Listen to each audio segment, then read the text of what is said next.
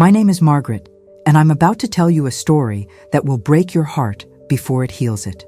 Right now, I'm sitting alone in my kitchen in suburban Chicago, looking at an empty table set for one. It's Thanksgiving 2024, and the silence in this house is deafening.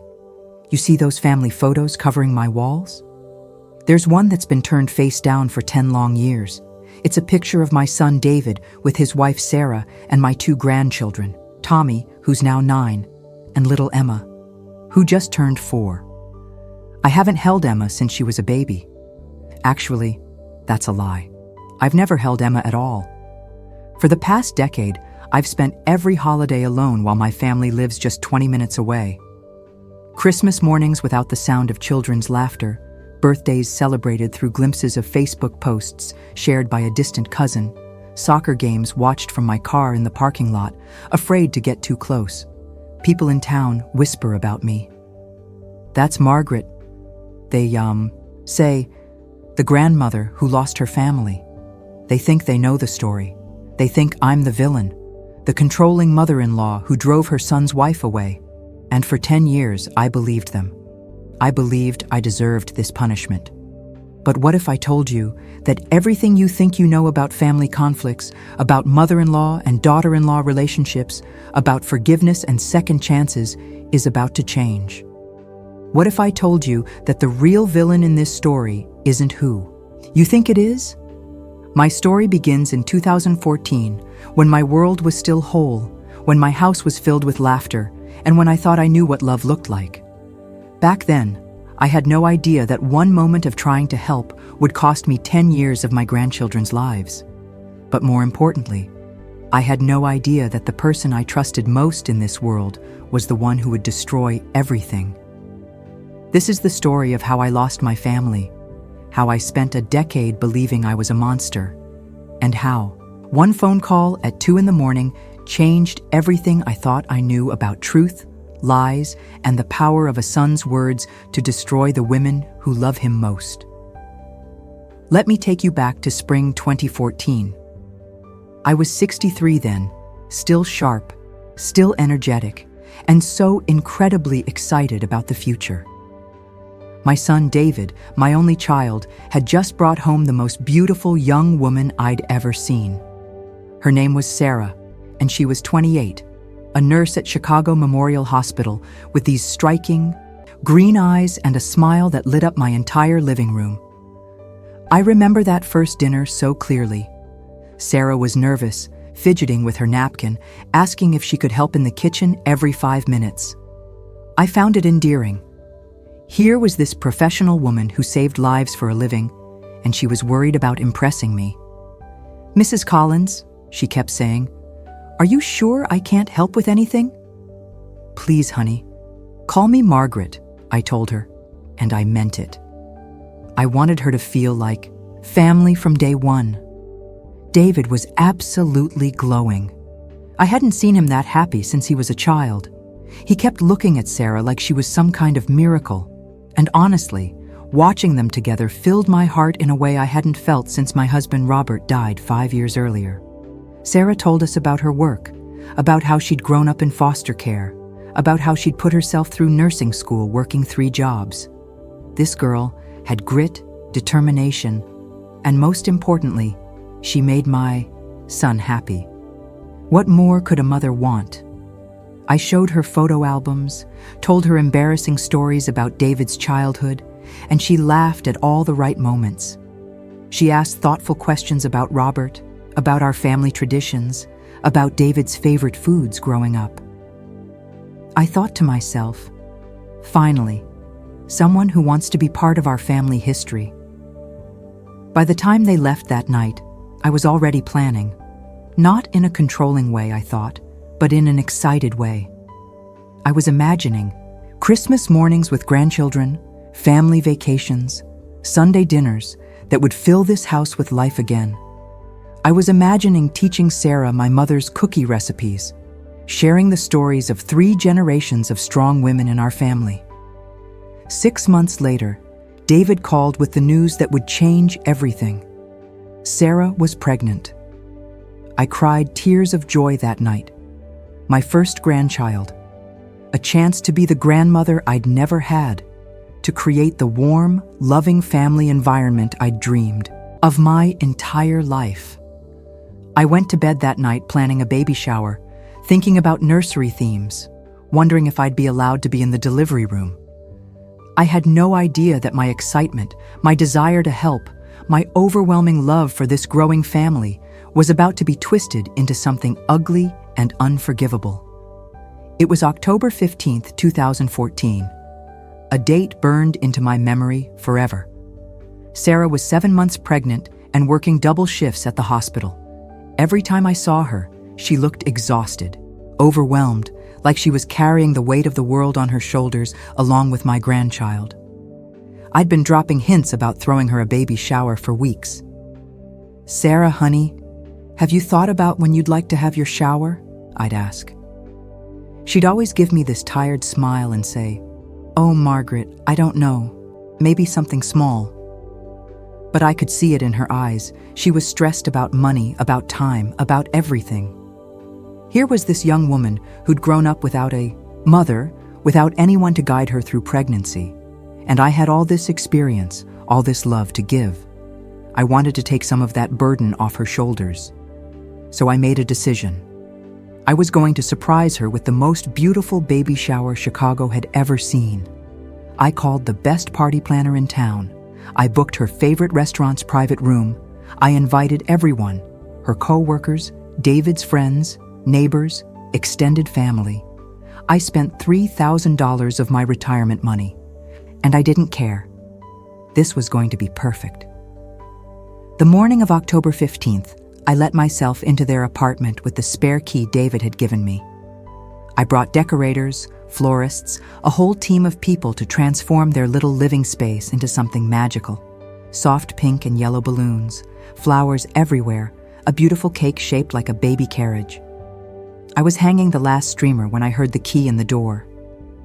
It was 2 p.m. Sarah was getting off an unexpected double shift. Early. I was so excited.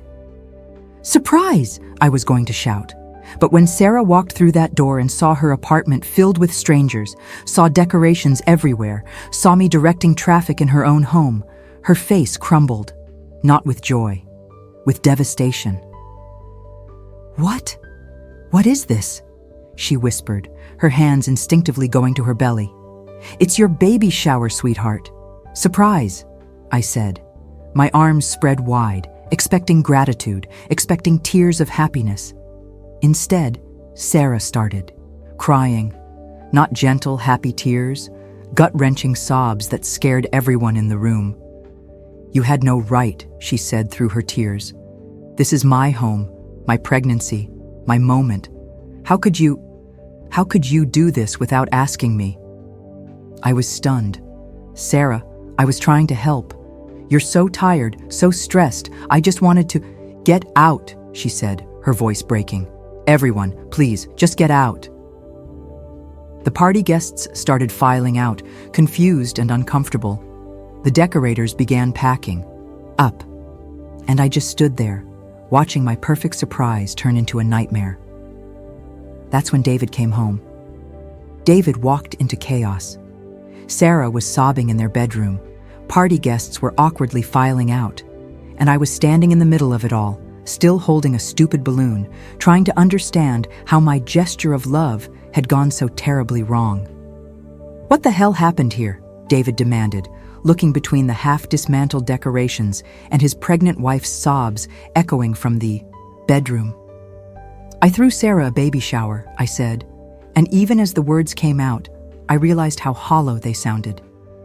"I wanted to surprise her, to help her." "Mom, you can't just take over people's lives like this."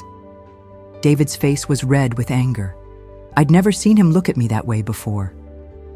"She's been working 16-hour shifts. She's exhausted, and she comes home to find strangers in her apartment, rearranging her furniture?" "I was trying to help," I repeated. But the words felt weak, even to me. David disappeared into the bedroom. I could hear them talking, Sarah's voice high and shaky, David's voice low and urgent. I wanted to leave, but I also wanted to fix this. I needed to fix this. When David came back out, his face was hard in a way I'd never seen. "Mom, you need to go," he said. "David, please let me apologize to her. Let me explain." "No, Mom, you've done enough." That's when I said the words that haunted me for 10 years. The words I convinced myself made me a monster. "David, I raised you just fine without help from anyone. Maybe if Sarah wasn't so sensitive about everything, she'd understand that I was just trying to be part of this family." The silence that followed was deafening. David stared at me like I was a stranger. "Get out," he said quietly.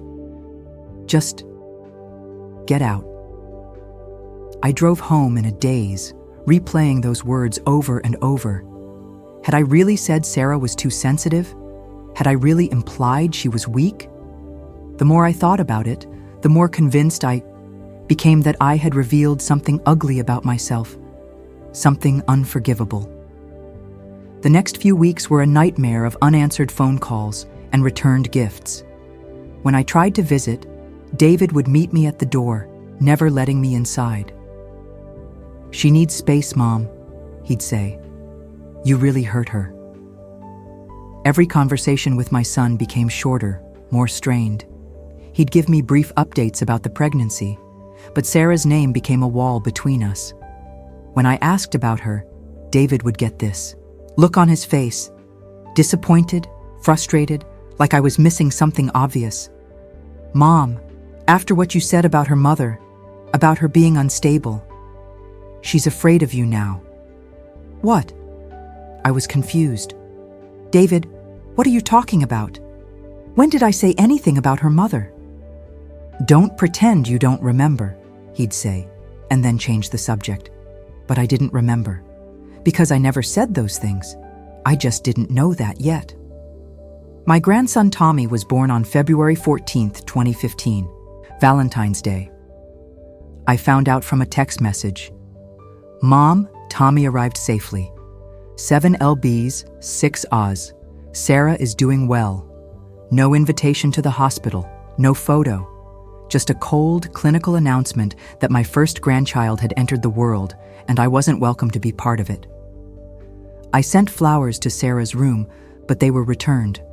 I bought gifts, but David came to my house alone to pick them up. "She's not ready to see you," he'd say. And each time his voice grew a little colder, a little more distant. The years that followed were the darkest of my life. I watched my grandsons grow up through stolen glimpses at soccer games, sitting in my car in the parking lot, afraid to get too close. I sent birthday cards that were never acknowledged. I left voicemails that were never returned. In 2019, I discovered through a neighbor that Sarah had given birth to a daughter, Emma. My granddaughter was 3 months old before I even knew she existed. That night, I cried harder than I had since Robert's death. I tried everything. I wrote letter after letter apologizing for whatever I had said or done. I went to family counseling alone, trying to understand my own behavior. I even hired a private investigator to find out where Sarah worked, thinking maybe if I could talk to her without David there, we could work things out. But every attempt at reconciliation made things worse. Sarah would literally run away when she saw me. David's visits became less frequent, his calls shorter. By 2020, when the pandemic hit, communication stopped almost entirely. I spent those lockdown months in complete isolation, wondering if I was losing my mind. Had I really said such terrible things about Sarah? Had I really been such a monster that a young woman would keep her children away from their grandmother for years? I started believing I deserved the punishment. I started believing I was the villain in this story. The worst part wasn't the loneliness, though. It was the doubt. It was lying. Awake at night, replaying that conversation with David over and over, trying to remember exactly what I had said. It was seeing therapists who asked me to examine my controlling behaviors and boundary violations. It was accepting that maybe I was the kind of person who could destroy a family and not even remember doing it. For 10 years, I lived in a prison of my own assumed guilt. For 10 years, I believed I had lost my family because of my own cruelty. But what if I told you that everything I believed about that day, about those words, about my own character, was built on a lie? What if the person I trusted most in this world had manipulated the truth so completely that two women who should have loved each other spent a decade believing the worst about themselves? Don't stop here. The most shocking revelation is coming in part 2. You think you know what happened, but you have no idea how deep this deception goes. Click to continue and discover the truth that will change everything you believe about family, forgiveness, and the power of lies to destroy lives.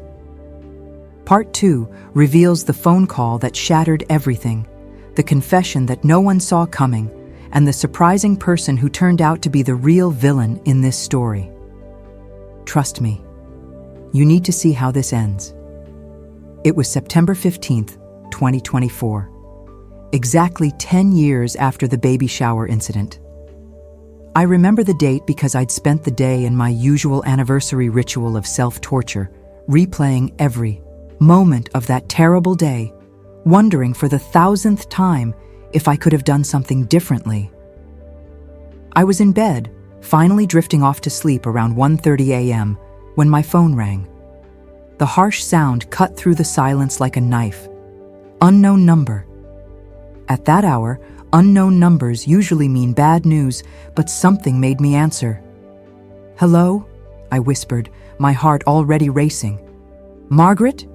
The voice was shaky, desperate, barely recognizable. "Margaret, it's Sarah." I sat bolt upright, fully awake instantly. Sarah. My daughter-in-law, who hadn't spoken to me in 10 years, was calling me at 2 a.m. "Sarah, what's wrong? What happened?" "It's David," she said, and I could hear her crying. "There was an accident. A drunk driver hit him head-on Highway 94. He's in surgery at Chicago Memorial, and I didn't know who else to call." The world stopped. My son, my only child, fighting for his life. And the woman who'd hated me for a decade was the one telling me about it. "I'm coming," I said, already reaching for my clothes. "Sarah, I'm coming right now." "The kids are with the babysitter," she continued, her voice breaking. "Tommy doesn't know yet, and Emma—" "Oh God, Margaret, what if he doesn't make it? What if my babies lose their father?" "Don't think like that," I said, surprising myself with how steady my voice sounded. "David is strong. He's going to fight. I'll be there in 20 minutes. I drove to that hospital faster than I'd ever driven in my life, my mind racing between prayers for my son and shock that Sarah had called me. After 10 years of silence, why me? Where were her friends, her co-workers, her chosen family that had replaced me? When I burst through the emergency room doors, I saw her immediately. Sarah was huddled in a corner chair, still in her nursing scrubs from her own shift, her face pale and streaked with tears. She looked so young, so scared, so completely alone. For a split second, I hesitated. 10 years of hurt. 10 years of rejection. 10 years of believing I was the monster in her story. But then I saw something in her eyes that I'd never seen before when she looked at me. Hope. "Margaret," she whispered, standing up unsteadily. I didn't think. I just opened my arms, and for the first time in 10 years, my daughter-in-law fell into them. We held each other and cried, two women who loved the same man, united in our fear of losing him. The surgery took 6 hours. 6 hours of sitting in that sterile waiting room, drinking terrible coffee, and existing in a space between hope and despair. But something miraculous happened during those hours. Sarah and I talked, really talked, for the first time in a decade. It started small. "How long have you been here?" I asked. "Since midnight," she replied. "I was just finishing my shift when the police called." But as the hours wore on, the conversation deepened. Sarah told me about her work, about how Tommy was struggling in school, about how Emma had started, asking why she didn't have a grandma like the other kids. I wanted to call you so many times, she admitted around 4 a.m., staring at her hands. Especially when Emma was born. I kept thinking, she should know her grandmother. David's mother should be here for this. Then why didn't you? I asked gently. Sarah was quiet for so long, I thought she wouldn't answer. Then she looked at me with tears in her eyes. Because I was afraid you'd reject her the way you rejected me. Sarah, I said, my heart breaking. I never rejected you. That day with the baby shower, I was trying to help. I know I went about it wrong, but I never, ever rejected you. She shook her head. It wasn't just the baby shower, Margaret. It was what you said afterward.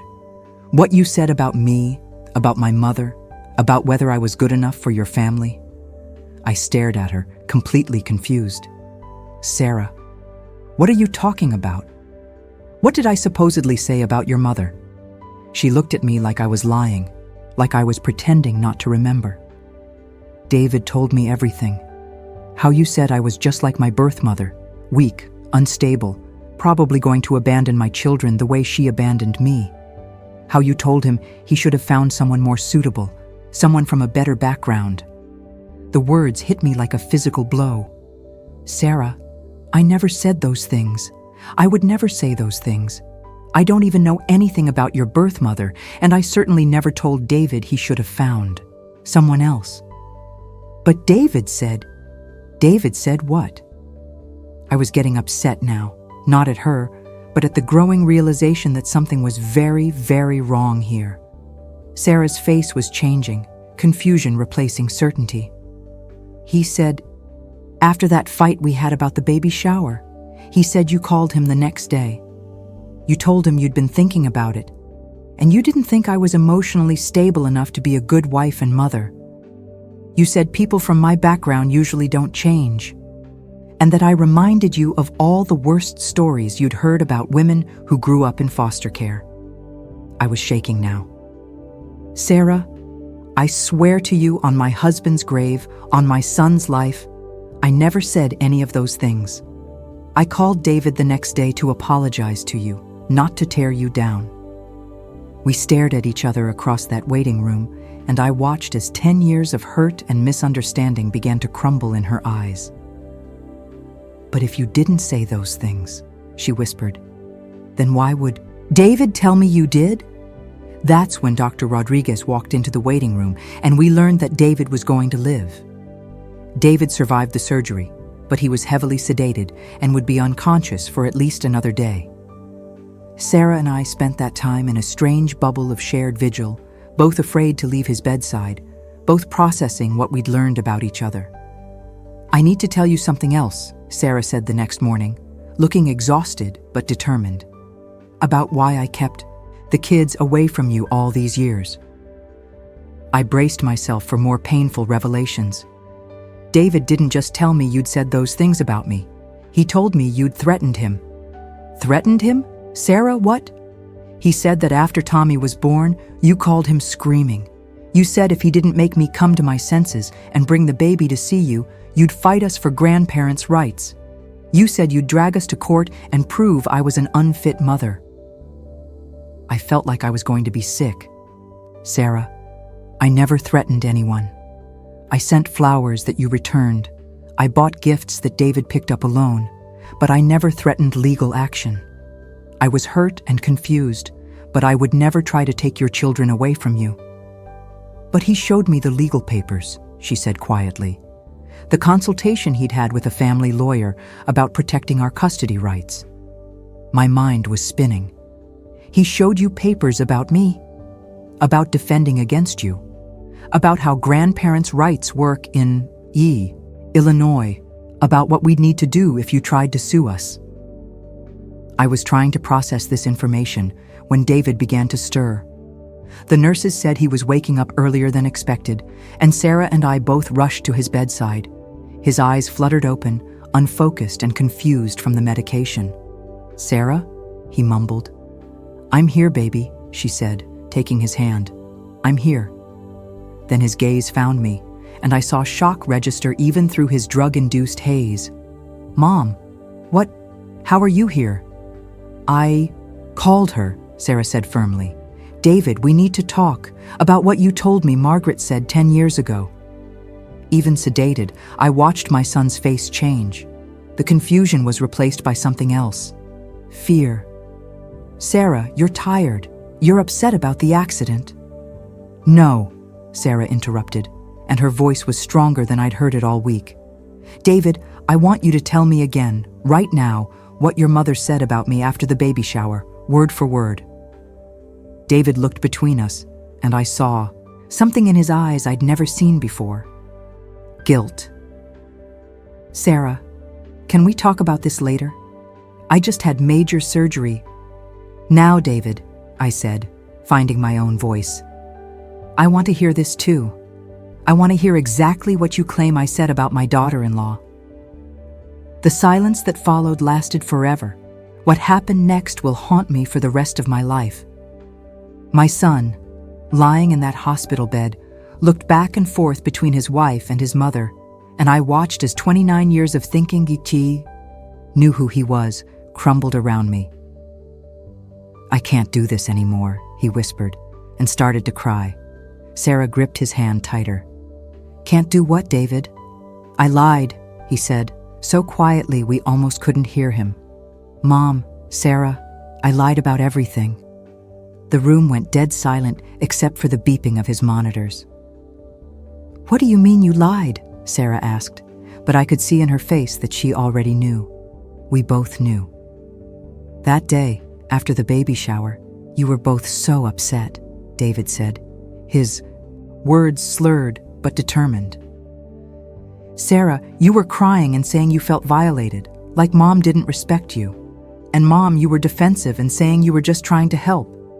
I was caught in the middle, and I wanted it to stop. So you told Sarah I said things I never said, I said. Not a question, but a statement. David nodded, tears streaming down his face. I thought if I made you the villain, Sarah would feel better. Like it wasn't her fault, like she wasn't overreacting. I told her you'd said she was too sensitive, that she reminded you of women who abandon their children. Sarah's hand flew to her mouth. Oh my God. But then, David continued, when you kept trying to contact us, I had to make the lie bigger. I told Sarah you'd threatened to sue for custody, that you'd said she was unfit. I even met with a lawyer and got those papers, just to make it look real. 10 years, Sarah whispered. David, you let this go on for 10 years. I know, he sobbed. I know. And I'm so sorry. It just got so big, and every year that passed made it harder to tell the truth. I kept thinking I'd find a way to fix it, to bring you two back together without anyone finding out what I'd done. I was staring at my son like he was a stranger. David, do you understand what you've cost us? I missed Tommy's first steps, his first words, his first day of school. I missed Emma's entire first year of life. Sarah spent 10 years thinking I hated her, and I spent 10 years thinking I was a monster. I know, he said again. I know, and there's nothing I can do to fix it. Sarah stood up abruptly and walked to the window. She stood there for a long time, her back to us, her shoulders shaking. When she finally turned around, her face was different, harder. David, she said, I need you to understand something. Your mother and I spent 10 years hating ourselves because of your lie. I thought I wasn't good enough for your family. She thought she was some kind of monster. Our children grew up without their grandmother because you couldn't handle one difficult conversation. Sarah, No, she said. Don't. Just don't. I need time to process this.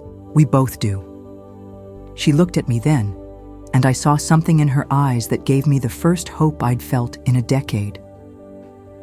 Margaret, she said, I'm sorry I believed the worst about you. And I'm sorry I gave David something to lie about in the first place, I replied. We looked at each other across my son's hospital bed, two women who'd been pitted against each other by someone who claimed to love us both. 3 months later, It's Christmas morning, and my house is full of life for the first time in 10 years. Tommy is sprawled under the Christmas tree, surrounded by wrapping paper, showing Emma how to work her new art set. Sarah is in my kitchen, laughing as I try to teach her my mother's secret cookie recipe. "More flour?" she asks, holding up the measuring cup. "Trust the recipe, honey," I tell her. "It's been in our family for 3 generations." "Our family," she repeats and smiles. I like the sound of that. The healing hasn't been easy. Sarah and I started going to counseling together, working through 10 years of misunderstanding and pain. We had to learn who each other really was, underneath all the lies and assumptions. I learned that Sarah had always wanted a mother figure in her life, that she'd been excited to join our family before everything went wrong. She learned that I'd never wanted to control her, that I'd just been desperately lonely and eager to be useful again. David is still recovering, both physically from the accident and emotionally from the weight of his deception. His physical therapy is going well, but the therapy for our family relationships is going to take much longer. Sarah and I agreed that we needed to focus on moving forward rather than punishing David for his choices. But we also agreed that trust, once broken so completely, doesn't rebuild overnight. "Grandma Margaret," Emma calls from the living room, "will you read me this book?" Those words, Grandma Margaret, still make me cry every time I hear them. This little girl with Sarah's green eyes and David's stubborn chin has accepted me into her life with the pure, uncomplicated love that only children can give. Tommy was harder to win over. At 9, he remembered the tension, the whispered conversations, the way his parents changed the subject whenever my name came up. But slowly, through soccer games and homework help and patient explanations about grown-ups making mistakes, he's learning to trust me too. "Sarah," I say, watching our children play together, "I need to ask you something." "What?" "Do you think you can ever really forgive him? What David did, it stole so much from all of us." Sarah is quiet for a moment, rolling cookie dough between her palms. "I don't know," she says honestly. "Some days I'm so angry I can barely look at him. But then I remember that he's the father of my children, and anger isn't going to give us back those 10 years. She pauses, then looks at me directly. "What I do know is that you and I can't let his mistakes define the rest of our relationship. We've lost enough time." As I watch my family, my real, complicated, beautifully imperfect family, celebrate Christmas morning together, I think about the power of truth to heal and the power of lies to destroy. I think about how easy it is to let pride and fear and miscommunication build walls between people who should love each other. But mostly, I think about second chances, about how it's never too late to choose love over being right, forgiveness over resentment, hope over despair. My name is Margaret, and I got my family back. Not because the past was erased, but because 2 women decided that the future mattered more than the pain we'd both carried for too long. Sometimes the person you trust most is the one who hurts you deepest. But sometimes, if you're very lucky, you get a chance to write a new ending to an old story, and sometimes that's enough.